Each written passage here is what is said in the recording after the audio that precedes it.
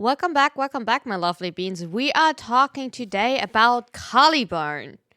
That was a requested video, so if you're wondering why specifically Caliban, I got asked for a Caliban video. I have to say I actually had to look into him because Caliban was not a frame that I played a lot, but here we go. Caliban's abilities, that's where it starts to be complicated. Grab a notebook if you have to, because that's where we start to get into detail. I try to break it down for you and make it understandable, okay? Because I try to really make it go. So first things first, his passive. So his passive is technically like a smaller version of adaptation. That's why I also don't run on my health tank version adaptation, because whatever is stronger will cancel each other out. So running adaptation on my health tank build will technically just negate the passive. So I thought it would be a waste of a slot, in my opinion, since we already have his passive. So Razor Jaya. Razor Jaya refunds energy, which scales of ability efficiency. But what you will think is with you need less efficiency to get more energy back, because Razor Jaya gives you back 1/4 of the spended energy on the ability. That's what you want. So technically, to get more energy back, you want to have higher energy costs for this ability. So you get more energy back when you run negative efficiency. So you can cancel the ability with jumping, and it's not affected by casting speed. Sending in Wrath. You stomp the ground, you apply Tau damage to enemies based off your strength, and you pick them up, which doesn't affect enemies with Overguard. And you apply damage and vulnerability, which also is based off your ability strength. Interesting fact, what a lot of people, always kind of misunderstood. Just because you don't pick enemies up with Overguard, you still apply the damage vulnerability to them. So that's really important. In total, for that ability, you want to have range, duration, and strength. And now we're starting to... That's his first, bigger ability. Lethal Progeny, names. Here you have 3 different types of Sentinels. First is the Conquer list. You have 3 melee fighters. They perform tornado attacks, inflicting Tau damage per second with slash status chance. They attacking for 6 seconds and have a 10 seconds cooldown afterwards. They will end their attack early if the targets are dead and now no new enemies are near. When they are empowered with Fusion Strike, which is the 4th ability, they will do the Butterless Laser Prism special attack. That will make them float and rotate and sweep multiple laser beams, inflicting with Tau damage. I can show you what that actually means. That would means... Oh my god, there we go. Look at that, there. If you inflict them with the 4, they're doing that spinny spin attack for a tiny bit. But it's not really reliable. So I would not hope for that. The Archer list are 3 range fighters that fire twin cannons with 100% status chance. And they transform into a stationary tower at a medium to long, distance, shooting at enemies. And when they will shoot little bombs, they will explode into 3 extra bombs. And the last ones are the Summer list. First, only 1 will appear, and then that 1 will summon more. The extra ones, by the way, are based off your energy color. So if you're wondering why they're looking a bit weird, it's your energy color. And they deploy up to 6 Coral list. And the Summer list will stay close to Caliban, by the way, if you ever wonder. And the Coral list are your defense object, technically. They're defending you. And they provide the highest shield regen, and they are best for defense. I can like show you. So that's your summon list, and they will summon more of these ones. So these ones will attack and like are like technically they're more for like, you know, taking aggro. They're usually taking aggro. Quite helpful. And this one is like following you around.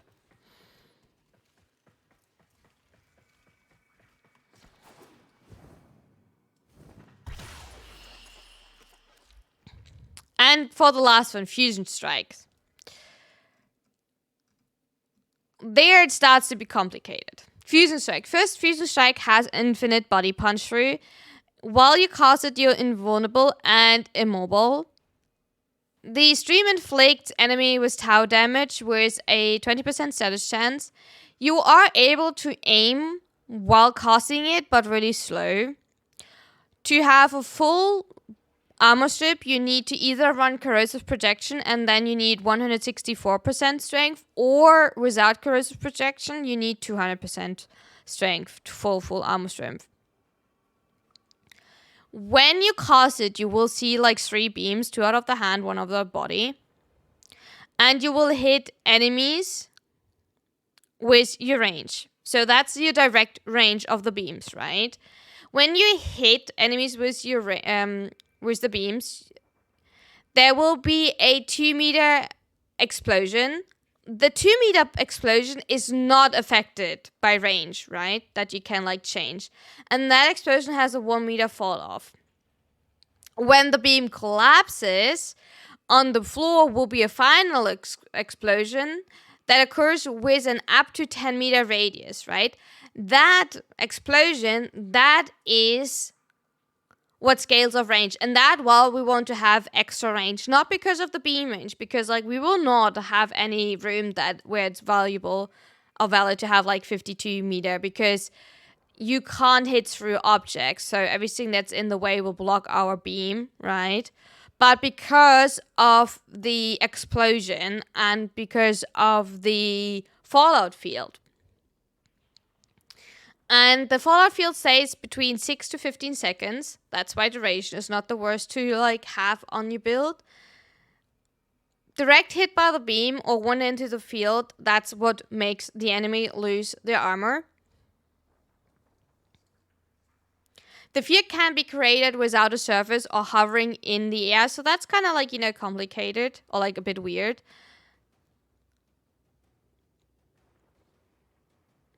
The lever progeny conquerors fire their own fusion strikes, but they don't leave a field behind.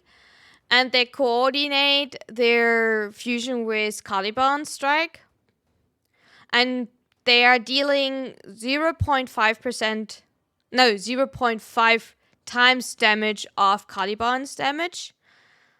And they have a 3% chance to do the empowered form of casting, which is doing the battle-list attack, which I showed you earlier. And that's why I find, like, you know, Caliban kind of interesting because of these, like, fallout field. So that is, like, the really interesting thing. The, like, armor strip over time, which is technically, like, a tick armor. Right? So that's... And that's why you still want to have duration and range on your build, even when you run... even when it says, like, oh, why would I need more range when I already have, like, 40-meter range, right? Because of the field. I have prepped 4 builds for today. 1 beginner build and 3 other builds. Caliban will be unlocked after you finished New War, so quite far into the story, but I am aware that a lot of people have access to Caliban because we got last year a Caliban gifted, and, you know, between New War and actually being fully into the story and have access to all mods from Arbitration and Steel Puff is a little bit, so I was like, I still want to, like, show a more of a beginner-friendly build and the full build versions. So first things first, a comfy build. That is like a build where I would say definitely go for it. you will see a lot of Aegis on this build, especially since Belly of the Beast is around the corner and still active for around about 9 days when I'm filming it. So that's definitely a good way to access it. So first things first, it is a shield recharge build, especially with how Caliban's first works, right? So Brief Respite with fast deflection and Vigilant Vigor for shield recharge, Rolling Guard for the Yupsis, Prime Continuity for the duration, Umbra Intensify, Prime Flow, Arcane Stretch, Arcane Reach for the range. You will think, why Arcane Reach for more range? Well, technically, on the first glance, we already talked about that the range of the beam is already 52 meters, but we don't want to like directly affect the range of the beam, but what we want to like affect is the area that is being left behind and the explosion, right? That's what we want to like, have like bigger. That's why we want to run more range. And Argo Reach as an Argamod helps us to have a little bit more shield, so more comfortable, right?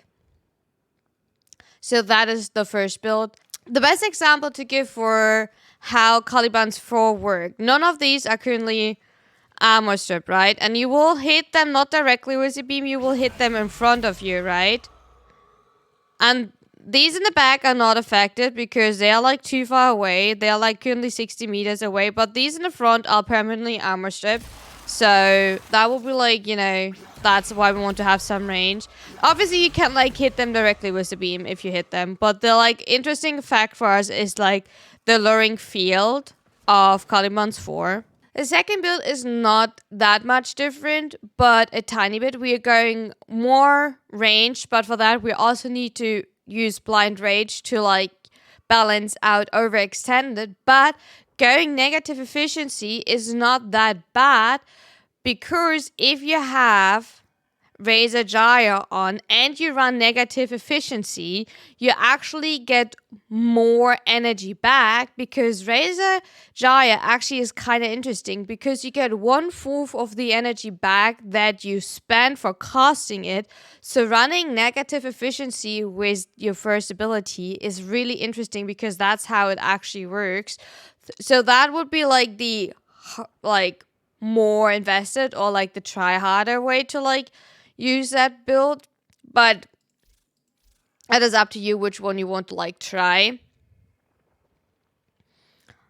But yeah, we have once again Brief Respite with Aegis with the shield recharge mods for our base, together with one for our shield gating, right? Rolling Guard for the Oopsies, overextended for the range, Blind Rage for the strength to balance out overextended, duration, flow for the energy. We need flow, by the way, to have more casting, because the drain of one cast is 155. When you like take flow off, you see that the max energy Caliban has is 190, so it is kind of like expensive. So Caliban doesn't have a high amount of energy. And Sure-Footed. Obviously, if you have Prime Sure-Footed, put another former in if you want to. I don't own Prime Sure-Footed because I don't have enough locked in days, yada, yada, yada.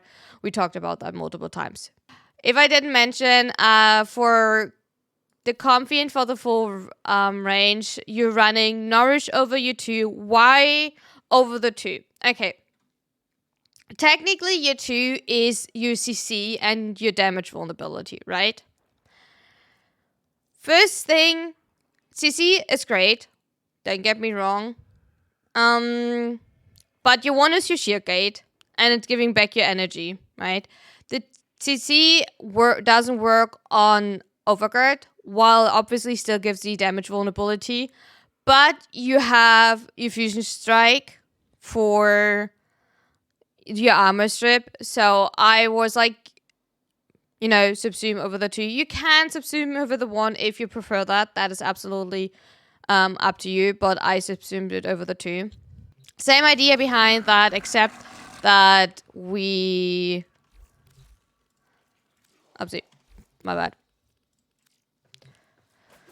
That we have now more range, so when we should stand in front of here, we should hit the enemies in the... Why? I hit none. There we go. We hit the enemies in the back. There you go. See now that we hit like the enemies in the back because our range is bigger. Let's show that again. So to like make sure it actually works. So you see actually the difference between the first and the second build. When we're like staying here, we're casting in front of us. Yep, we're hitting the enemies in the back. So the explosive of our area is bigger. And that's like the difference between the first and the second build. So now to like a little bit of a fun build. When you want to like use him as a weapon platform, that's what you like want to power. You can use the mecha and power set. That's definitely not the ideal way to use him. But it's like, you know, if you want to test something else, you would kind of use him as a health tankish way. You use the mecha set. Obviously, you will have the other 2 mecha mods on your companion on, right? And you will subsume Zardos over the one. Right? You will use health conversion. You use vitality. You will use Arcane Blessing for more vitality. Equilibrium for energy. Flow for energy. Stretch. On stretch, by the way, simply for like saving energy. Umbral Intensify and Duration. And that together, by the way, with a blast setup. It has to be a blast glaive. And I find like with the blast setup, it's actually kind of nice. Boink. Blast is really interesting. It's a fun setup. It's really more for like fun. It's kind of... It is efficient, by the way. You can, like, do that. It works out perfectly fine. Just keep in mind, you need to have, like, the other 2 mecha mods. You need to have, like, a full mecha set. I think I didn't have my melee influence up. And by the way, there you see, like, you saw the little dog symbol above the hat. That is, like, you know, the marker for mecha. But yeah, that's definitely, you know, your setup for mecha. Absolutely fun set of... by the way, as a beginner, by the way, disclaimer, it's a beginner. If you have more mods than that, go for it. Use more mods. We as always run Dreamer's Bond. You can put whatever aura mod you want in there if you have. You can use corrosive protection if you have access to that, because that will make it easier because you need less strength for full armor strip. That will help a lot, by the way, at that point already. Because if you don't run corrosive protection, you actually need 200% to full armor strip. If you run corrosive protection, you only need 164% strength. So if you have that, that is great.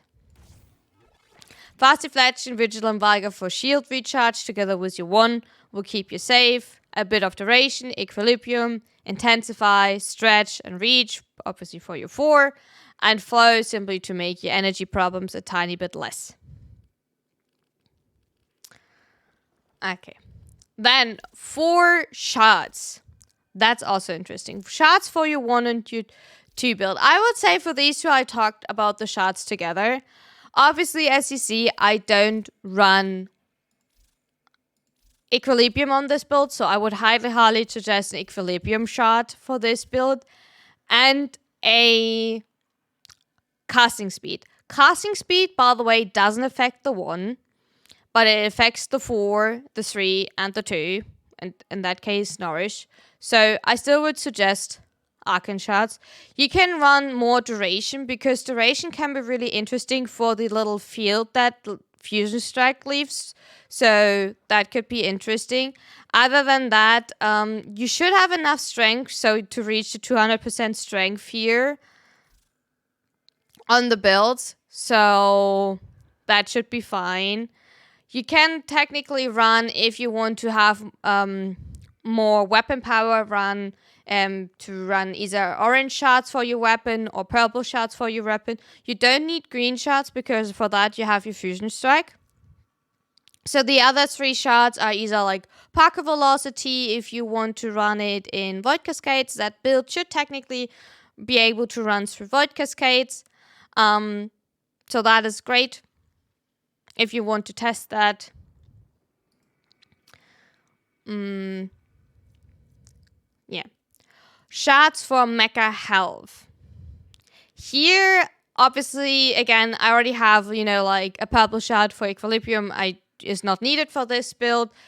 I would still suggest a casting speed shards for this build because once again, for Fusion Strike and for U2 and U3, you can run orange shards for blast. Here, definitely that is highly suggested to have more damage for blast. Other than that, once again, whatever you feel comfortable with, you can run more duration to have, Zarda's Whisper up longer and Fusion Strike, the like little areas longer up. But technically you can also run more armor if you want to. Since it's like a health tank, you could run more health if you wanted to. Whatever makes you feel comfortable. Fourth Subsume, by the way, you can run this build perfectly fine also without Zardas. You could put like a full... you can run a full tank build on this. You can, instead of subsuming Zarda, you could subsume Nolsters. You can subsume Eclipse if you wanted to. You can subsume Gloom. Little fact with Gloom. Gloom doesn't heal your sentinels, so that would be like as everything else as selfish. You could also like subsume Mold and cleanse with Mold if you wanted to. So Eclipse would be actually interesting because of the total Eclipse argument. So that, could be interesting, especially because you're running range. And the sentinels are prone to like staying in a 10 to 50 meter radius around you, so that would be great. But that's for the builds. How to get the Caliban, I think I don't have to say a lot. You get Caliban from the Nama bounties. They are rotating in a 2.5 hour rotation. I think I don't need to say a lot of that. Other than that, you can like buy him from the market if you don't want to wait for them.